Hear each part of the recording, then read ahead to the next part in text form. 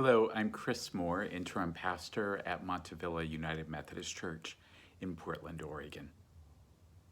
I'm reading today from John 11, the English Standard Version of the Bible, and I'm continuing in the story of Lazarus. Martha called for her sister Mary, saying in private, "The teacher is here and is calling for you."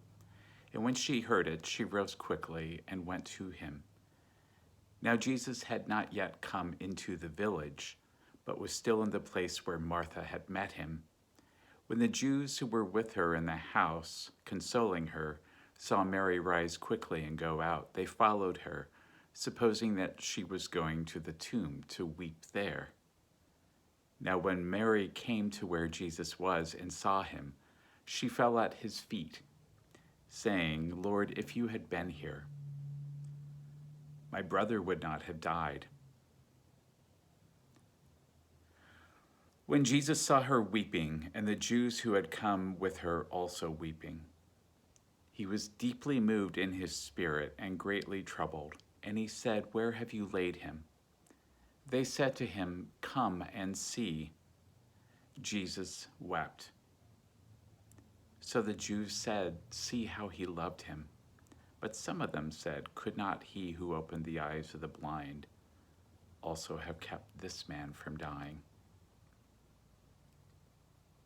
Do you feel full of courage right now? Courage literally means having heart enough to do the right thing, no matter our hesitations, even if we are frightened, and heart enough to be there for others, no matter our own doubts, to find our strength in the midst of pain and grief. In both meanings, heart is at the center of courage. And even when we are our most courageous, or perhaps only when we are most called to do the right thing, even when we are frightened, even when we find pain and grief and lament all around, that is when we can let down our guard. That is when our feelings of relationship and connection come brimming to the surface, when we know what it is to be human. Jesus wept. In English, 2 words, the shortest sentence in the Bible. And what consolation it has been for countless persons over the past 2,000 years. Jesus wept, but his feeling did not disengage him from life.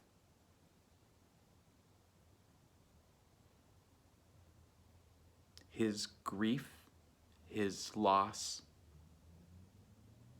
did not excuse him or take him away. Rather, he found something in himself similar to what President Franklin Delano Roosevelt said. Courage is not the absence of fear, but rather the assessment that something else is more important than fear. Our feelings of grief, of pain, of fear are real. We are not alone. Others, perhaps every other person living on earth,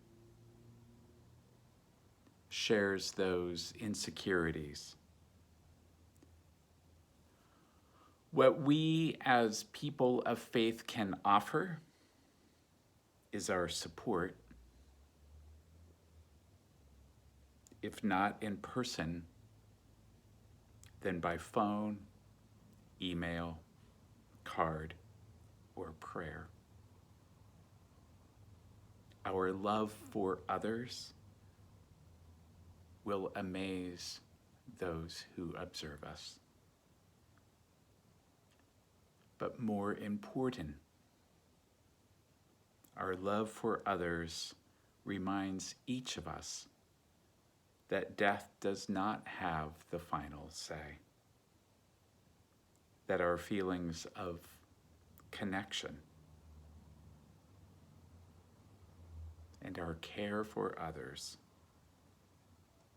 are what make us real and alive.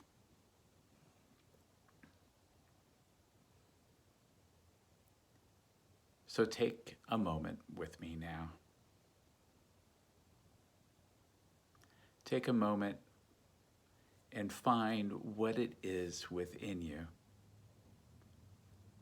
that can give you courage, that can give you heart during this time.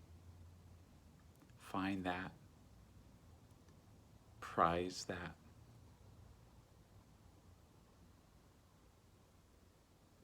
and let it be fuel for you.